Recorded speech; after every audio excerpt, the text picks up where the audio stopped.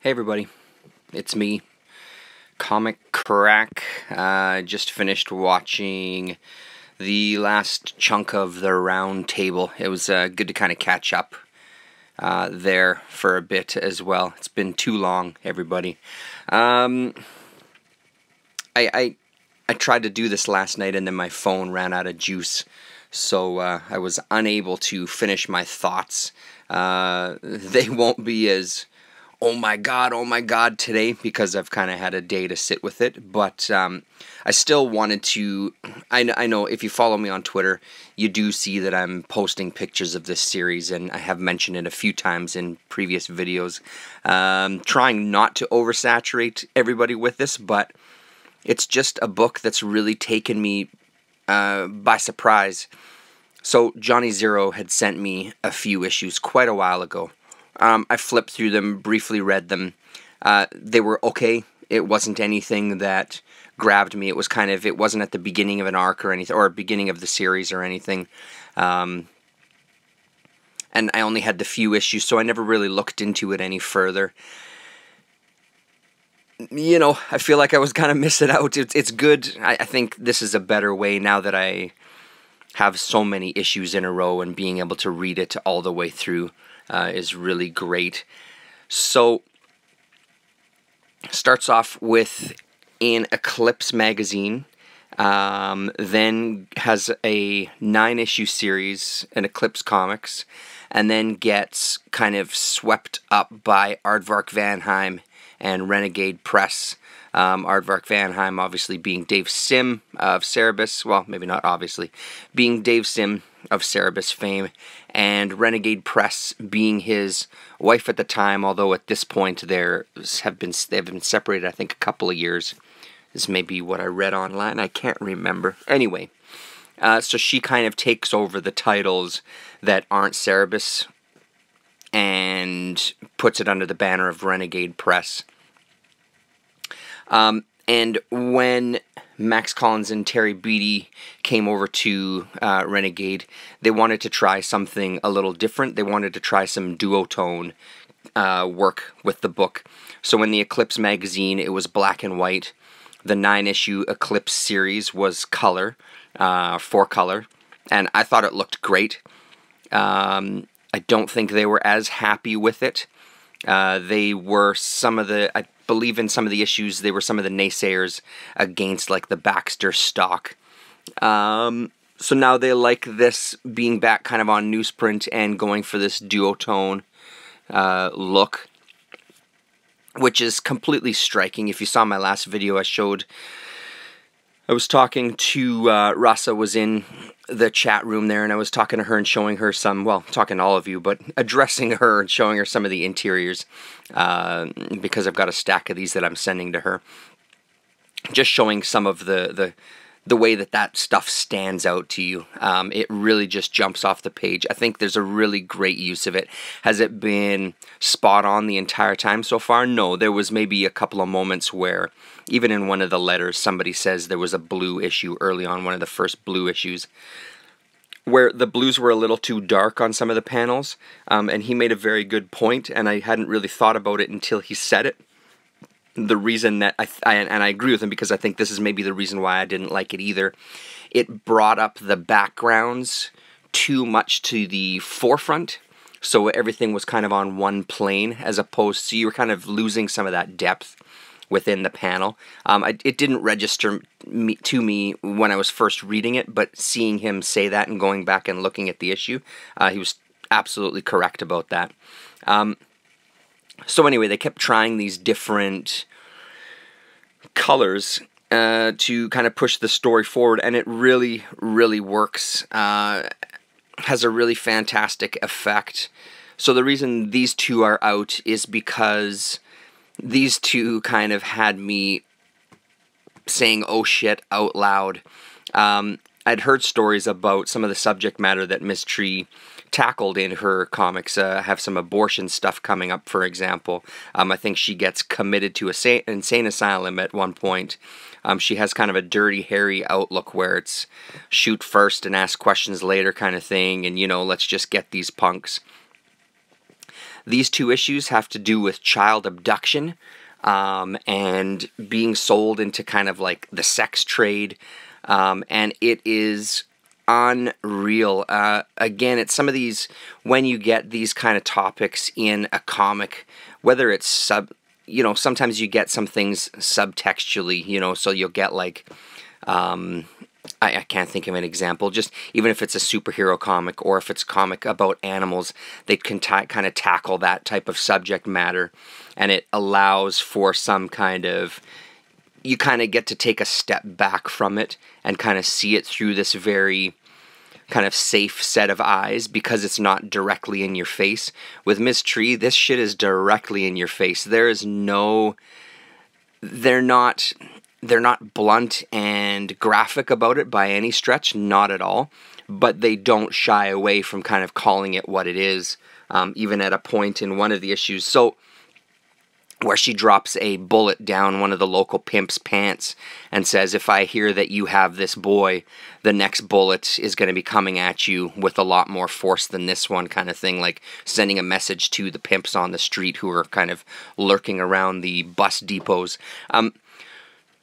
Ms. Tree's husband, she found out, had another wife previous to her, and with that wife had a son, Mike Jr. She was unaware of it. The mother, Anne Tree, gets killed in one of the storylines, and just before she does, she talks to Ms. Tree about taking custody of Mike Jr. if anything were to happen to her. So now Mike Jr. has been living with Ms. Tree, but she's been kind of on her own little mission and kind of neglecting the child to some degree.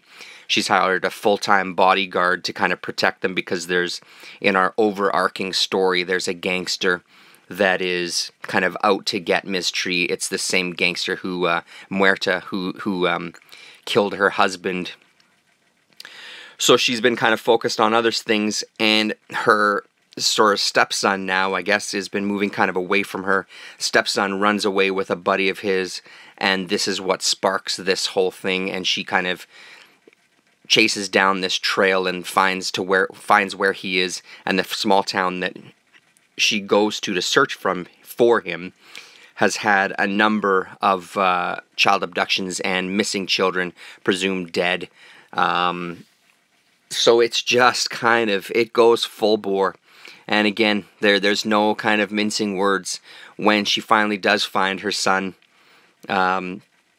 he's in kind of this shack, and he's been kind of handcuffed to the bed, and she asks him bluntly, did he hurt you, did he touch you? And he says, no, but he did, my friend, and he made me watch and stuff.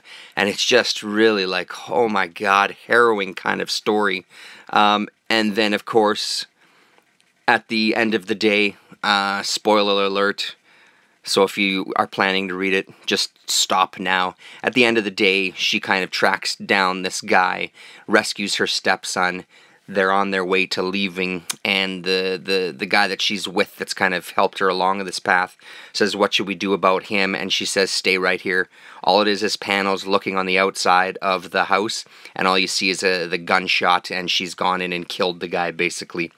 They find then a map where all the other bodies, I think like 7 or 8 different bodies, have been buried in his yard of these other children that he's abducted. Heavy subject matter. Really cool to see addressed. Really interesting to see how that's all going to, because I assume all of this is going to accumulate in what's coming with her, I'm guessing, breakdown. I'm assuming a breakdown. She's a tough character, like she's a tough woman, kind of the stereotypical tough guy, but it's so great to see a female in this. She still does have, it's not that she's just a character that's created to be a man. It's not that at all. She has some of those stereotypical kind of macho values and demeanor, but she's still a woman, and she still deals with things from a woman's perspective. It's just that it's a strong female character driven book, which is fucking great. Some of the things I've been reading in the back letters page, sorry for the kind of vlog nature of this while you just sit and look at the covers. One one of the things that there's been talk of in the book is that apparently Gary Groth and Comics Journal just hated this comic when it was out, and took time out of other articles to badmouth Ms. Tree. Carrier setting updates. No, I do not want to do that right now. Which surprises me a hell of a lot. I don't know. I'm not up to speed on all my Dave Sim knowledge. I'm just not. I've never read Cerebus. I know that that's a horrible thing, especially being a Canadian. Pardon me. I do intend to rectify that at some point, especially now that I'm diving into something like this, and I want to read this Neil the Horse as well that was put out by Renegade Press. So that'll probably lead me down a bit of a path with this company. So I don't know when his kind of politics shifted, and when he kind of displayed what I've read is very misogynistic tendencies. I'm saying what I read because I don't know, because I haven't done a lot of research. I'm not saying that because I don't believe it. I'm just saying that I don't want to speak about it with any sort of authority, because I don't know enough about it to say which way is what. So I don't know if that kind of stuff was going on at this time, if that was the kind of thing that was coloring Gary and Comics Journal. I know that in the Anything Goes, I think it was mentioned that it was basically said that, you know, you could turn on the TV and see a better mystery. Why would you want to waste time making a comic about an average detective show? You know what I mean? And I just don't see that. I mean, the look of it is incredible. The way the characters are handled are incredible. It's a fleshed out world. Is all of the dialogue in every single issue perfect? No, of course not. But there's not much that is, to be fair, right? There's enough good about this series that, for me personally, it overwrites the minor issues that I have had with stuff. And when I say minor, I really mean minor. Just really nothing that has struck me like, oh my god, I can't even bear to read another comic. Like, I'm not even exaggerating when I say that I think about Ms. Tree off and on throughout the day, and it's one of those things I kind of can't wait to get back and kind of have the day wind down so I can sit and read some Ms. Tree. So here we go with just kind of a look at the interiors. And again, if you do follow me on Twitter, you've seen some of this stuff before. And again, like, you know, I'll stop saying and again. So, a note from the publisher, Danny Lubert, or Luber.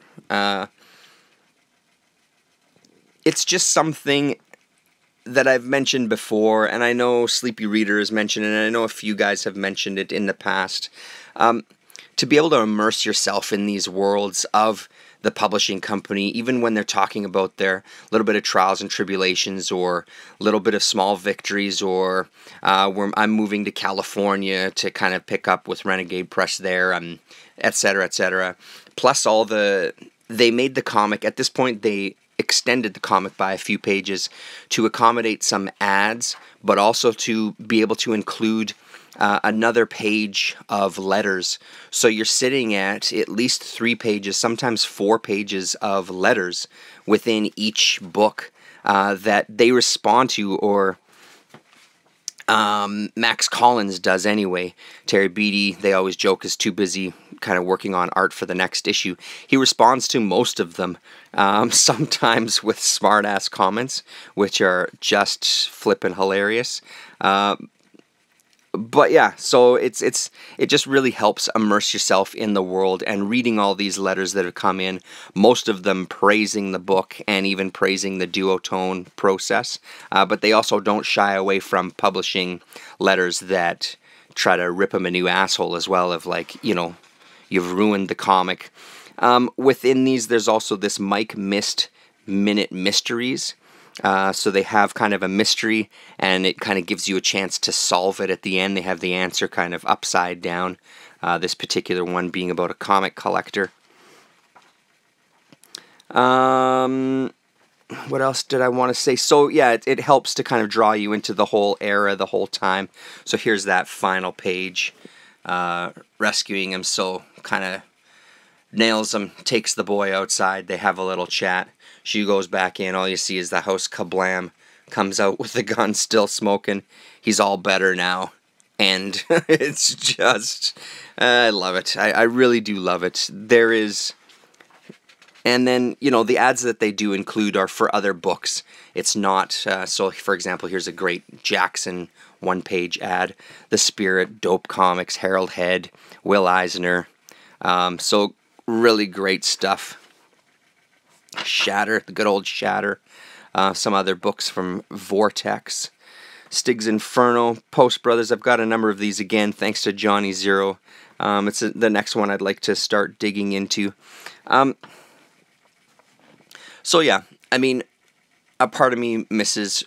I still get pangs of missing picking up new comics, which I just rarely do anymore. I just don't. But this kind of stuff makes it really easy to ease the pain, so to speak. There's so much rich kind of history of comics, and there's so many great series out there. Yeah, I'm going to try to do more of these kind of videos where, because I'm kind of really going through a phase of I'm reading a lot these days. Like, I'm sitting down here at nighttime and reading kind of 8 or 9 issues a night. You know, flying through that ESPers, Doll, Mystery. Those are the 3 focuses. Those are the 3 books I've been focused on lately. I've pulled out some other things from the back issue bin. This Race of Scorpions I want to read again. I feel like I gave it a pretty good shot the first time, but I really enjoyed it, but I really feel like I still missed out on something. I want to give it another read. 4-issue mini-series, so that one should be relatively easy. So I'm going to try to do more of these kind of videos, reading series and talking to you about them, and hopefully bringing some books to your attention that, again, I found these for pretty cheap. Kind of average about $2 a piece, which isn't too bad. There was some that were $1 a piece. So it's, you know, it is hard kind of filling it out. It was 50 issues. I think I'm missing still about 10 or 11 different issues. Right around the late 30s and then mostly through the 40s though. But that's it. Mystery. I promise I won't bombard you with this one too much. Know that this is just shot to the top of my list as far as reading has gone lately. Very, very impressive book. I'm puzzled to shit what Comics Journal didn't like about this. I'm going to be searching through my back issues after I've finished this run just to see if I can dig up any of those and see what the hell they were talking about. Thanks very much for the one person that was watching there for a bit. We'll talk to you.